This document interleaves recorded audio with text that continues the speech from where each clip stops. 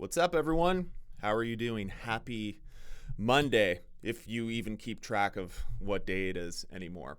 Today, I wanted to talk about the issue with the low carb community. And this is not everyone in the low carb community. There are many professionals who are nuanced and pragmatic and thoroughly think about the information that they put out into the world. But there's lots of people in that community who regurgitate nonsense that ends up coming out as carbohydrates are bad, carbohydrates are unhealthy, carbohydrates make you fat. And I feel the need to clarify that message because there's some truth to be found in there, but without understanding the whole truth, following that path can be confusing at best and at worst dangerous. So there's 5 things I want to go over here. First, starting with that group of people needs to stop grouping carbohydrates into a single food group. I think it should be pretty obvious that an apple is not the same thing as apple juice in terms of how your body reacts to the intake of those foods. A potato is not the same as French fries or ketchup potato chips. If you're outside of Canada, you're probably thinking, what, ketchup potato chips? Popular snack food here.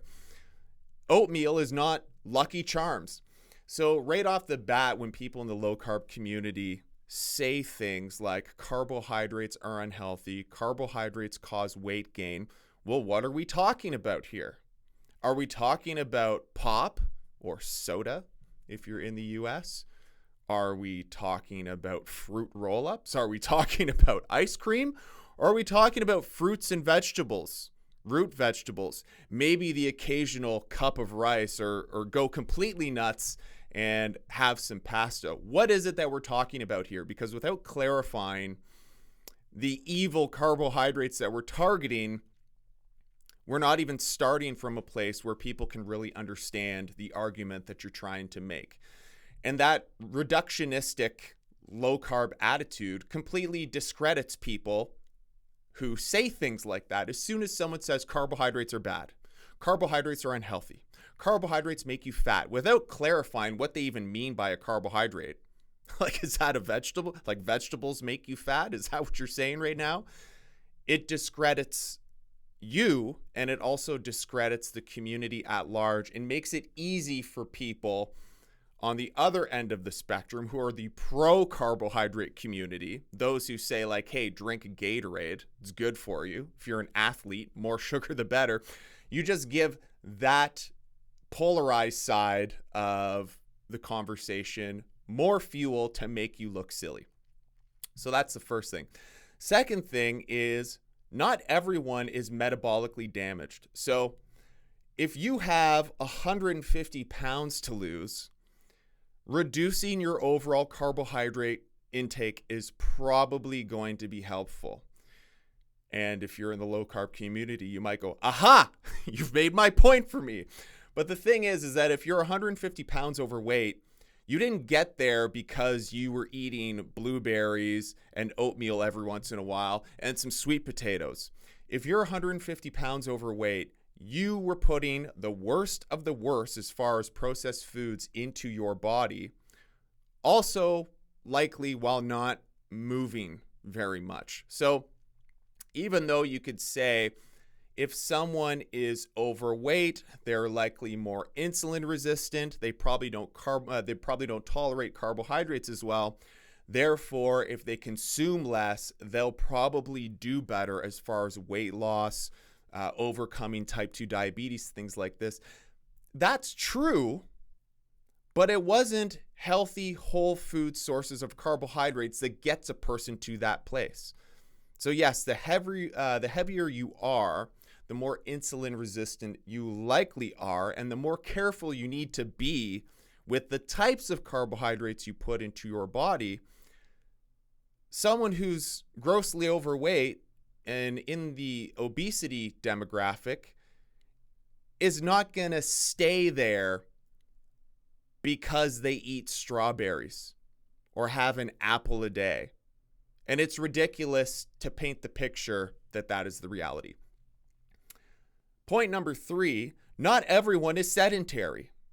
So yeah, if you sit around all day long, and if you're someone who's grossly overweight, you probably do a lot of sitting and very little exercising. Like I made in point number 2, individuality matters. And the more sedentary you are, the less justification you have to consume carbohydrates. I like to look at carbohydrates, even from healthy whole foods, as a supplement. And the leaner you are, the more active you are, the less weight you have to lose, the more muscle mass you have, the more carbohydrates you can justify in your diet as helpful. And like I mentioned, on the opposite end of that, if you have a long way to go, you have a lot of weight to lose, you've been putting a lot of crap in your body for a long time, reducing your carbohydrate intake is going to be helpful. But again, see point 2, someone who's in a very bad state of health weight-wise, and then a bad state of health as a secondary effect of weight gain over a long period of time, you didn't get there from healthy whole food carbohydrates. So shouldn't that person worry more about not drinking juice, not drinking pop, not drinking alcohol, not eating pixie sticks, not eating chocolate bars, not eating ice cream every day, not eating 3 bags of chips at night? Let's work on that stuff first, and not have people in that demographic feel like if they eat potatoes and bananas, that they're essentially going to continue down the path of extreme weight gain. Number 4, smart carbohydrates, so healthy whole food carbohydrates, they can be helpful in transition, especially for people who are struggling. So if your diet is made up of donuts and ice cream and candy and sugar and all these things, moving to whole foods, regardless of the type of whole food carbohydrates, I don't care if that person eats 20 bananas a day, that is going to help that person transform radically. And of course, I'm being a little bit obnoxious with the 20 bananas a day, but if someone's coming from the worst place possible as far as what they put into their body and trying to do better a little at a time, make a transition, take steps that are reasonable and doable for a long-term period of time, why do you care if they go from processed foods to unprocessed foods and then try and throw into the mix? Well, carbohydrates are bad, so make sure you don't eat sweet potatoes. Make sure you don't have a cup of rice. Don't eat oatmeal. I don't think it's helpful for those people. Healthy carbohydrates can take the edge off for those people in transition to go from where they've gone to just, now you do keto. Say goodbye to fruit for the most part of your diet. I don't know that that's helpful. I'm sure there's a case to be made that there are some people out there that have to go completely cold turkey off of anything sugar and have to stick it out, even if it's intrinsic sugar that you're going to find in whole foods. That person just has to get over it, like an addict has to completely detox from drugs. I'm sure there's some people that are in that demographic, but I think for the most part, it's helpful to transition to something that can give you some of that satisfaction, make it less psychologically demanding for you, while still making very significant gains in your own personal transformation. There can be great psychological satisfaction with carb consumption, which is helpful for people. And then lastly, the point that no one wants to hear in low carb, keto, carnivore, you can get fat on all those diets, whether you like to believe it or not. Now, there can be a case with low carb dieting, high fat dieting, ketogenic diet, carnivore diet. There can be a case there for appetite control. Because, for instance, the more processed food you eat, the more sugar you eat, the faster your blood sugar rises and falls, the greater your appetite is going to be to continuously put those things in your body.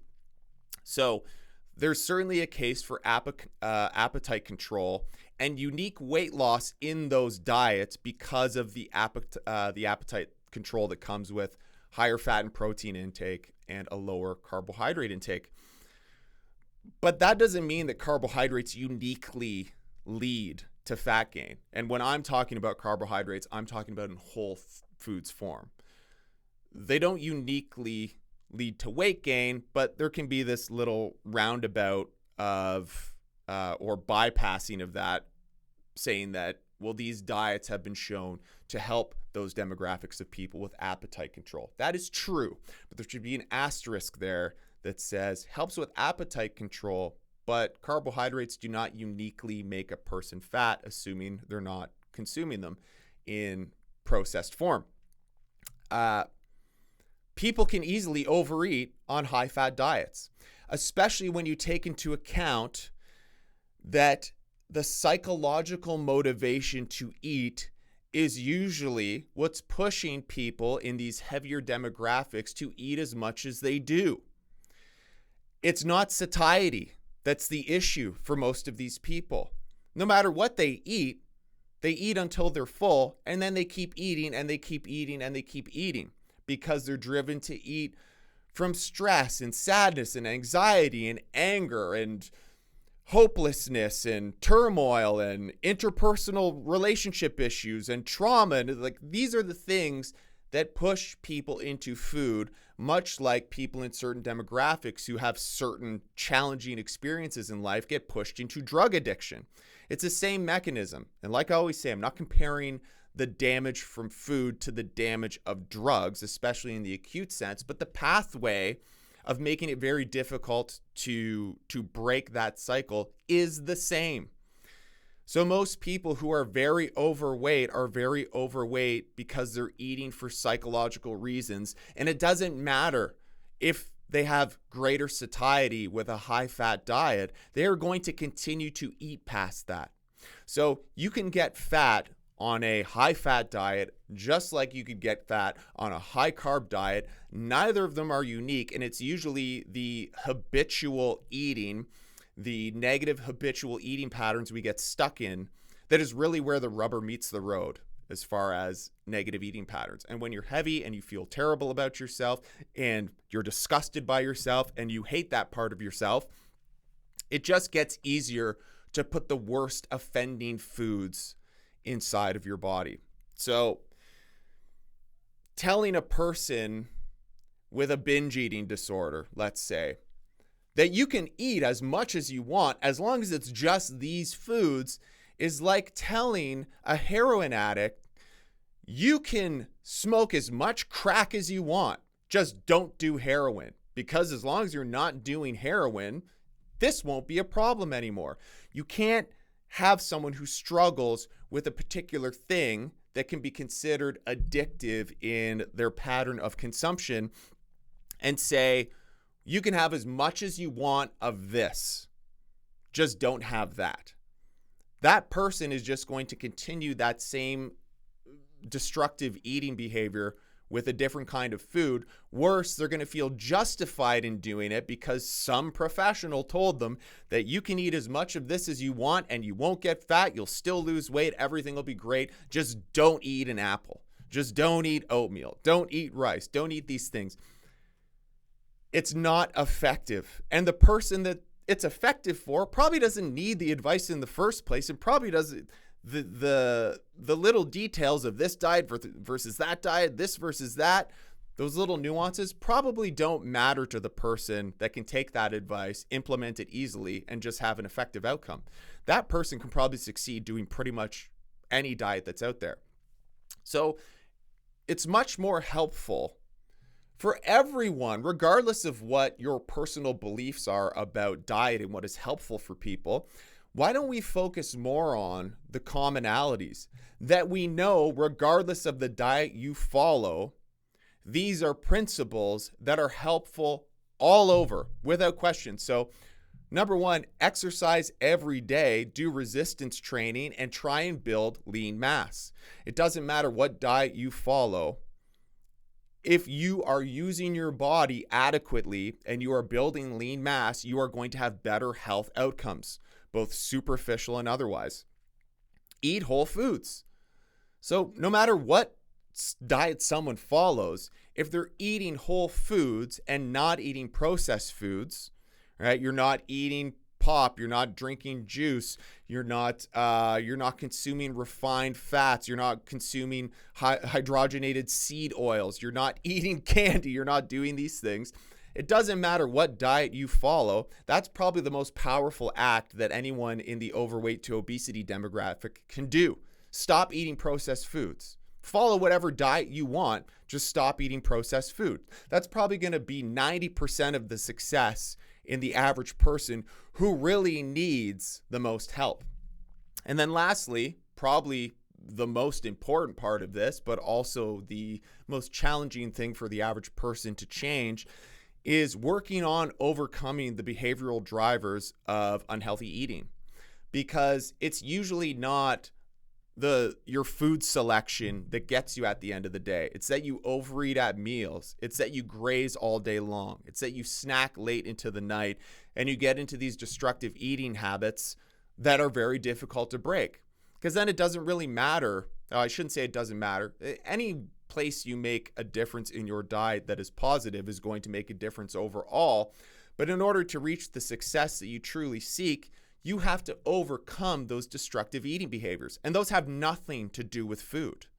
They have very little to do with the quality of that food, because the person who, eats 3 bags of chips every night, or eats a tub of ice cream, or eats 4 chocolate bars, they can easily replace that habit with a healthier version of that food. And of course, that's going to be helpful and it's going to make a difference, but they can still remain in a demographic that is likely to eventually lead to some sort of lifestyle-driven disease if they're still eating even healthy foods in the same destructive way. And the other problem with that is that if the average person doesn't overcome those destructive eating behaviors, they'll still feel like a failure. That person will still have negative thoughts and feelings towards themselves, which are always going to lead towards self-sabotage and what's the word I'm looking for here? Well, I guess self-sabotage will just push that person back into those unhealthy behaviors. Relapse, that's what I was looking for. Self-sabotage is going to end in relapse, where the person says, I can't overcome this eating problem. I still eat till I'm sick to my stomach. I still eat all night long. Yeah, I've lost some weight, but it's not coming off fast enough. I keep doing all these things. I might as well just go back to eating the way that I was before and forget all this. It's easier psychologically to just be overweight, where I'm not always beating myself up with all these terrible things I do and all these awful habits I have. So ultimately, a person needs to overcome those things in order to truly succeed. Now, of course, there's lots of crossover and complexities here, and there's arguments to be made. Well, if they move from this food to that food, then this will reduce over time, and then they'll have a better chance of doing this thing. So, clearly I can't get into the web of details that can come from taking this conversation in 100 different directions. But I think you get the point. Carbohydrates are not uniquely fattening, and it's also not whole food carbohydrates that are leading people into the worst cases of overweight and obesity-driven disease and other poor health outcomes. And to just group all carbohydrates into one pile and say, these are bad, they're the thing making you fat, stop eating fruit, and that's going to make all the difference. It's a very poorly communicated message. And people in that group also don't like to admit and are completely resistant to the idea that someone can eat a high-fat diet and get fat. And I can tell you 100%, anybody who struggles with eating behaviors that are destructive can get fat from eating anything, and the wheels will always fall off. So let's stop being so concerned with pushing forward our dietary ideologies and focus on what is common, because those things are obvious and they are often the most helpful, and 90% of what any person is going to get out of their diet lies in the commonalities, not in these specifics where we love to war about in the comments of Instagram and Facebook and Twitter and all these other places.